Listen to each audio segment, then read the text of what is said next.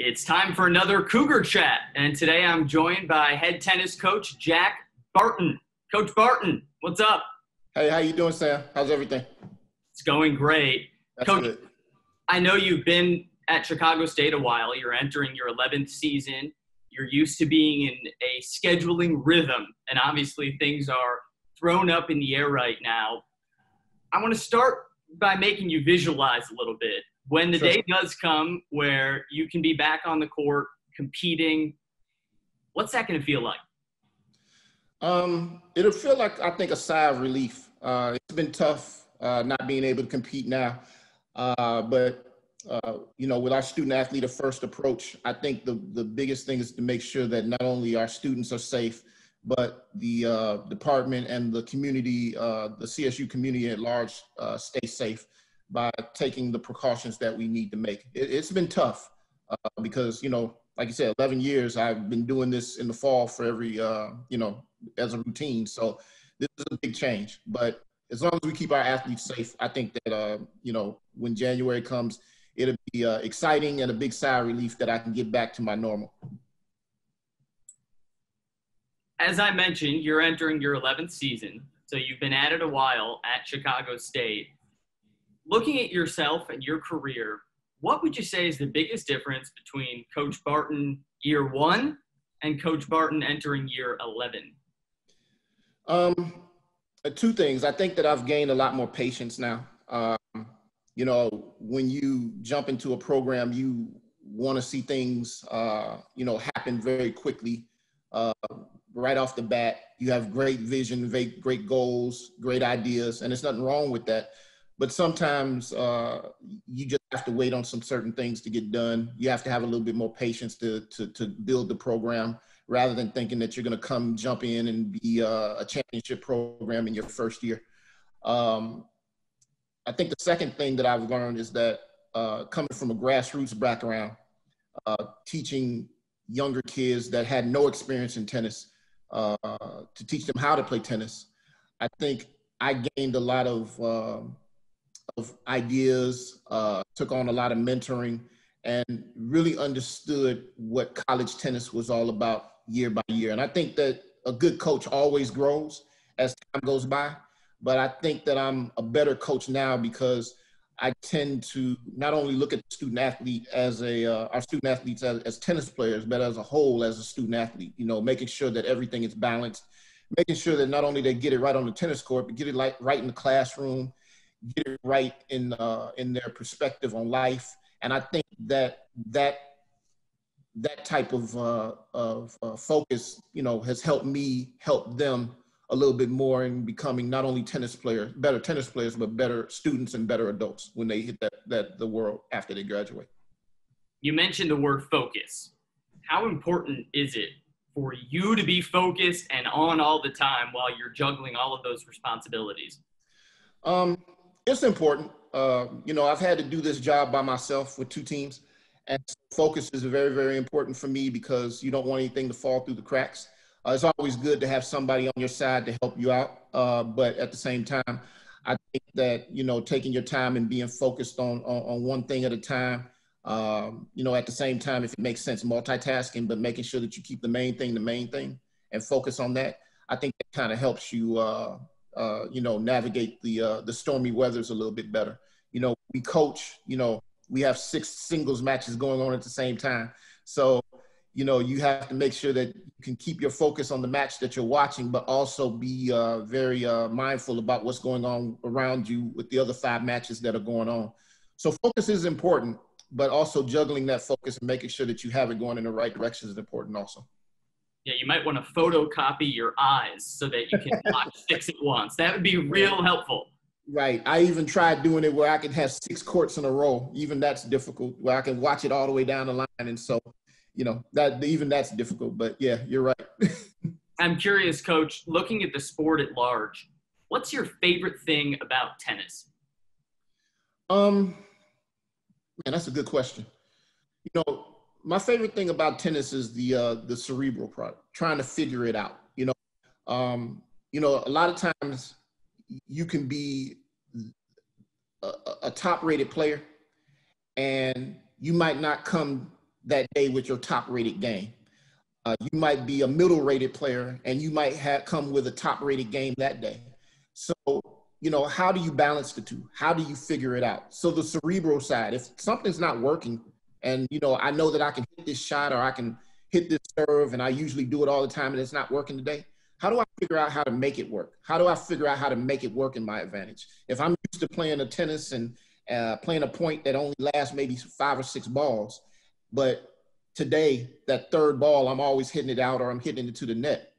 Do I try to restructure myself and think about what I need to do to maybe hit 5 or 6 more balls instead of, you know, hitting 3 balls into the net and maybe hit, you know, 10 balls or 11 balls or 12 balls. So I think the biggest thing is trying to figure it out and being real cerebral in your thought process when things don't work the way that you always used to having them work. Sounds like a metaphor for life. Yeah, it is actually. You know, sometimes you get hiccups thrown in the road. And one of the things that I like about this university, I think that they, you know, take the time out to try to plan and prepare everyone early for what they want to do, especially when it comes to their education. So that if things don't work out the way that they want them to work out, because sometimes you might have a change in what you want to do, or sometimes life happens, like a coronavirus. So you might have to, you know, level set, go back to the drawing board and kind of figure out how you need to get to the end goal by changing some things around. So yeah, you're absolutely right. But that's what I love about this university. And this university happens to be right near where you grew up. You're a Chicago native. What does it mean to you to be right here? Sam, I can spend all day on this because it really means a lot to me to be back into my home city. A lot of my friends and even family members have graduated from this university. My best friend, who's now the CEO of his own company, graduated from here. Actually gave Kanye West his first beatbox when he was going here at the same time as my friend. Story time? Well, I wasn't actually there. This is from the story that I got from him. So, you know, I don't know all the details, but all I do know is that him and Kanye West bumped fists at one time and he gave him a beatbox. They were both into music. So I thought that was a pretty cool story. It's pretty cool. Yeah. That's mind blowing. I'm going to be thinking about that all day. So my sister graduated with a master's from here. Back in the 1990s, the early 1990s, I grew up playing junior tennis with a team that came here. That was the first and only all African-American female team that went undefeated in a season. I grew up playing tennis with them, so I'm close with them. Just down the street, maybe about 5 blocks away, I grew up playing tennis at Thule Park, which is around the corner from here. And I've even participated in a junior clinics here on campus at Chicago State. So being back home, being here really means a lot, brings back a lot of history and brings back a lot of memories. So, you know, I'm really honored to be a part of the university, to be a part of the athletic department and giving back to a community that has given so much to me in the game of tennis. And so, you know, not only do I want to do well on the tennis court, but I want to give back to the community that's given so much to me. And I take that very, very seriously, and I don't take that for granted at all. Yeah, I mean, between your connection to the city, to the university, and your love of the sport, no pun intended. Yeah, right. You're an excellent model to be running this program, and now you're entering your 11th season. So congrats on double digits. I appreciate that. Thank you. Do you mind finishing out with a little lightning round? I'm going to throw you into the pressure cooker. Oh, man, I've been seeing the other lightning rounds. I've been trying to get ready for it. So, oh, yeah, just throw me in. Let's go. All right. And is that a yellow shirt you're wearing? Yeah, actually, okay, this is... I did Coach Irvin the other day, and he was wearing yellow and talking about how much he loved yellow. So you're right with him. Yeah. This is a throwback jersey, and actually reverting back to the 1991 team that went undefeated. This shirt we modeled at our 100th anniversary, or rather our 125th anniversary. Excuse me if I can't think of what the number is, but at the same time, that was the 25th anniversary of the women's tennis team here going undefeated back in 1991 and 92.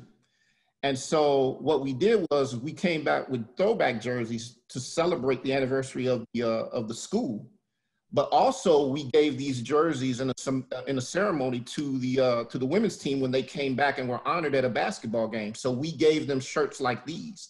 So the kids liked them.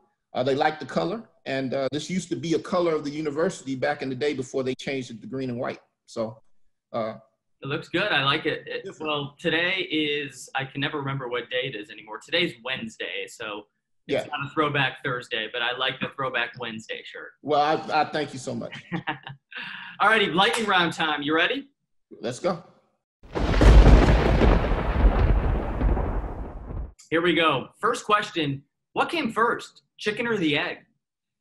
Man, I would have to say the chicken, because if there was no egg, then, there would be no chicken, but somebody had to bring the chicken in. So, right. I'll go with chicken. I'm with you. I'm team chicken too. There you go. Would you rather be in the North Pole in the middle of winter or right at the equator in the middle of summer? I would rather be in the North Pole during the winter. I'm a blanket guy. So, I love to snuggle up and all that stuff, and hats and things like that. And plus, this is about as close to the North Pole as you're going to get. Yeah, I was going to say, spoken like a true Chicagoan. My God. So, yeah, I would say the North Pole. All right, Coach, if you could choose a pet that is larger than you, what pet would you choose? Oh, I'd definitely choose a lion, without question.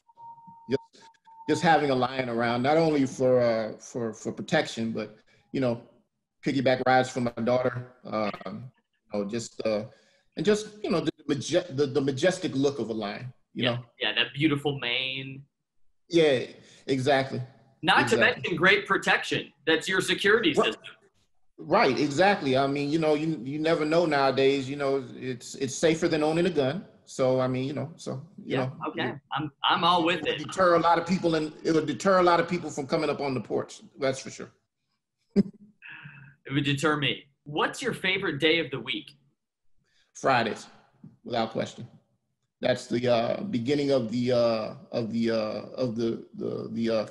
match week for us. You usually play matches on Friday and Friday, Saturday, and Sunday. So it's an exciting time. So Monday, Tuesday, Wednesday, Thursday is cool. That's practice time. But when Fridays come, hey, we ready to go. So Fridays, Thursday nights, I can't sleep because I'm ready to play the match. I'm ready to go. Using a British accent, tell me your favorite type of bread. Favorite type of bread using a British accent. You must use a British accent. All right. I got to channel my inner Rohan. One of my players was from London, so I've got to channel my inner Rohan. I would like to say that I would enjoy butternut bread, white bread. Wheat bread is okay, but white bread is fine. That's 6 out of 10 British. That's horrible. That was hard. Maybe I'll give you a redemption chance. Yeah, sorry, Rohan. And apologies to all of Great Britain. Yeah, absolutely. Absolutely. All right, Coach. Well, other than that British accent, you nailed it. So thank you for joining me today. I appreciate that. Thank you so much, man. I appreciate the time.